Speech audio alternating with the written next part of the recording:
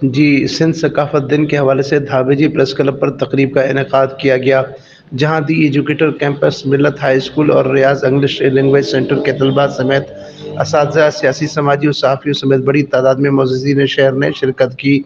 तलबा ने तकारीर व टिबलोस पेश किए। इस मौके पर टाउन चेयरमैन घारू जाम एहसान जोकियो, साबिक़ चेयरमैन धाबेजी फ़कीर बलोच, इंजीनियर मुज़फ़्फ़र बुलबोटो, चौधरी मुबशर रज़ा, डॉक्टर अब्दुर्रऊफ़ चौहान, सैयद असद हुसैन शाह, मीर जहांगीर खान मरी, मीर मल्लुक खान मरी, अब्दुल सत्तार मिंदरो, अब्दुल मालिक बलोच, अब्दुल रशीद कुरैशी, हाफिज़ गुलाम हुसैन पंवर समेत दीगर शरीक हुए। धाबेजी प्रेस क्लब के ओहदेदारान व मेंबरान ने शुरकाए तकरीब को सिंध सकाफ़ती अजरकें पेश की। अमीन फ़ारूकी, फायरस्टोन न्यूज़, ठट्टा, सिंध।